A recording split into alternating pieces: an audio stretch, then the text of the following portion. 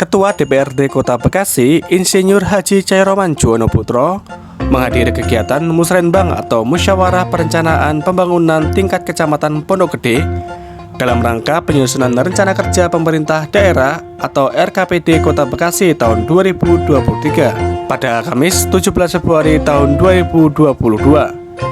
Acara dimulai sejak pukul 8.30 pagi dan bertempat di Pendopo Kecamatan Pondok Gede Kota Bekasi. Dihadiri juga oleh Camat Pondok Gede Ahmad Sahroni. Baik sahabat Fakta TV, kami bersama Bapak Chairoman Juwono Putro atau Bang Joy dalam acara Musrembang di Pondok Gede ini ya. Baik, Assalamualaikum Bang. Waalaikumsalam, Bang Rino. Sehat Bang ya? Alhamdulillah sehat Bang. Bang, ini Musrembang apa saja tadi pembahasannya Bang? Iya, ini memang Musrembang Kecamatan hari ini merupakan hasil daripada agregasi atau akumulasi terhadap hasil Musrembang kelurahan yang sudah dilaksanakan pada bulan Januari, sehingga lebih banyak mereka termasuk memberi prioritas terhadap usulan yang ada. Ada 590 kegiatan yang diusulkan. Tentunya ini merupakan pekerjaan besar untuk kembali melihat prioritas kegiatan apa saja yang memang perlu untuk kita tuntaskan di tahun 2023. Karena melihat dari aspek masyarakat, lebih banyak memang kembali mempertanyakan bagaimana penanganan banjir hampir merata di berbagai tempat. Yang hari ini sudah kita tuntas menangani pandemi COVID, maka banjir kembali menjadi masalah klasik yang harus dituntaskan. Nah, beberapa catatan tadi yang kita sampaikan, yang pertama, memang Bekasi harus memiliki rencana induk atau master plan pembangunan drainase Kota Bekasi yang menjadi acuan seluruh pembangunan drainase bersebut penanganan banjirnya, sehingga bisa menjawab pertanyaan kita hari ini, yaitu tahun berapa Kota Bekasi akan bebas banjir. Tentu dengan perubahan mindset, paradigma maupun pembangunan teknis yang harus kita kembangkan, tidak hanya tentunya keberadaan folder air, namun juga membangun sumur-sumur resapan, gerakan biopori, kemudian pengembangan manajemen pengelolaan sampah, karena memang tidak mungkin kita laksanakannya hanya sekedar infrastruktur, namun juga aspek sosial maupun aspek budaya maupun peran masyarakat.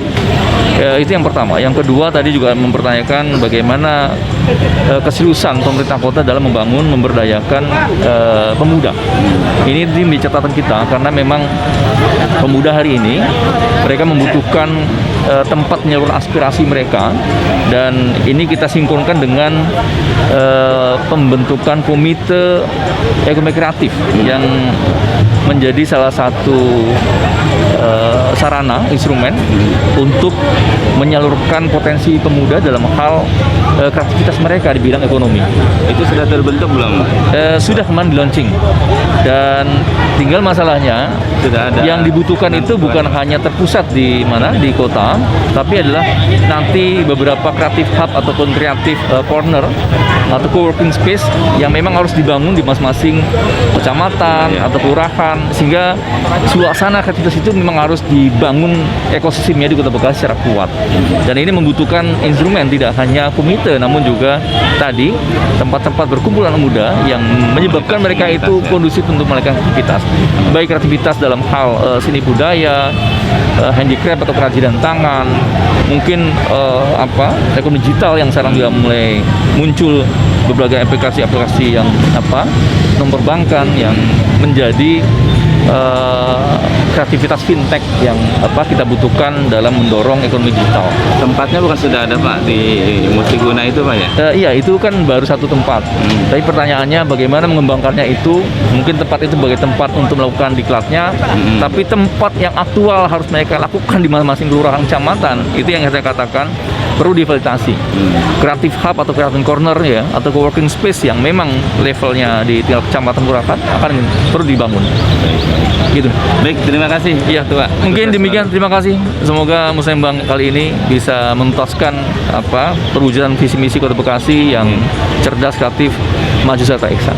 Demikian. Assalamualaikum warahmatullahi wabarakatuh. Sahabat Fakta TV, kita terhubung dengan pemuda-pemuda dari KNPI. Assalamualaikum Bang. Waalaikumsalam warahmatullahi Bang, wabarakatuh. hadir di Musrembang di Pondok Gede ini ya Bang ya. Apa saja yang diusulkan Bang dari pemuda Bang? Sebenarnya pemuda nggak banyak ya, cuman yang lebih diperluas saja wadahnya untuk anak muda supaya yang namanya pembangunan itu kan bukan hanya tingginya pembangunan tingkat tinggi, tapi mental juga harus dibuat pembangunan dan itu harus diawali dari tingkat yang paling muda awal. Selama ini sudah ada berapa banyak Bang tempat-tempat ngumpul anak muda nih? Ada di beberapa tempat sih, cuman masih masih kategorinya masih hanya berkelompok-kelompok gitu. Tidak dalam satu wadah yang formal mungkin seperti itu bicara. Oke, jadi harapan kedepannya lebih banyak lagi Bang? Lebih banyak lagi wadah-wadah untuk anak muda biar supaya lebih mengekspresikan karena supaya anak muda ini tetap bisa lebih bersemangat karena semangatnya anak muda itu adalah bagaimana dia supaya bisa menunjukkan jati dirinya dengan karya-karya yang dia punya. Ya, seperti Baik itu. Bang, terima kasih. Siap. Mudah-mudahan usulan-usulannya diakomodir dan Terima kasih. ya, sahabat Fakta TV, kita sekarang terhubung dengan Kasih Infeksi Proteksi Kebakaran dengan Bapak HG Sutardi. Apa kabar Pak Haji? Alhamdulillah baik. Sehat ya Pak? Alhamdulillah. Pak, ini kan tadi hadir di acara Musrembang Pak ya? Betul. Tadi apa saja yang kira-kira sudah berjalan dan akan dikawal untuk pelaksananya di tahun 2023 ya katanya ya? Betul. Untuk khususnya untuk kegiatan damkar, Pak. Karena memang damkar ini adalah suatu hal yang wajib ya dipenuhi oleh pemerintah daerah. Karena memang saya melihatnya pembangunan di Kota Bekasi semakin meningkat, semakin maju. Juga penambahan jumlah penduduk, khususnya penyangga ibu kota Jakarta di sini semakin banyak, Pak. Oleh karena itu perlu adanya penambahan sektor damkar yang ada di Pondok Gede ini, ya. Karena sektor damkar ini Kota Bekasi hanya berjumlah kurang lebih 5 baru Pak. Ya, seharusnya kan satu kecamatan satu. Ya, jadi kalau di Kota Bekasi ini ada 12 kecamatan, ya harus dibangun ya 12 sektor damkar agar rescue ya dan time ya sampai ke tempat tujuan itu cepat. Iya, lebih cepat karena kalau jauh maka ya artinya banyak kerugian-kerugian yang akan ditimbulkan oleh kebakaran tersebut. Kalau secara cepat, lifetime-nya ya insya Allah bisa cepat dipadamkan apinya. Apalagi sekarang damkar juga banyak aktivitasnya, nggak cuma pemadam kebakaran ya Pak? Betul. Evakuasi ular, sarang tawon, evakuasi ular, evakuasi buaya gitu, bukan buaya darat ya tadi. Ya. Kemudian juga pemotongan cincin ya yang ada di jari tangan. Ketika cincin tersebut bisa membengkakkan jari tangan, kalau dibawa ke rumah sakit diamputasi Pak. Tapi kalau untuk didamkar ya cukup dipotong cincinnya saja, dia sudah terlepas. Oh gitu. Ya, kalau ya seperti itu Pak. Jadi pemotongan dan banyak lagi lainnya, termasuk juga pemulihan setelah adanya banjir gitu kan, banyak sekali lumpur-lumpurnya. Maka tugas damkar untuk menyemprot lumpur tersebut agar rapi jalan-jalannya. Gitu. Pohon tumbang, ya semuanya bisa dikerjakan oleh damkar, oleh damkar. Baik Pak, mudah-mudahan usulnya diterima dan bisa Amin. Ya. Terima kasih Bapak ya.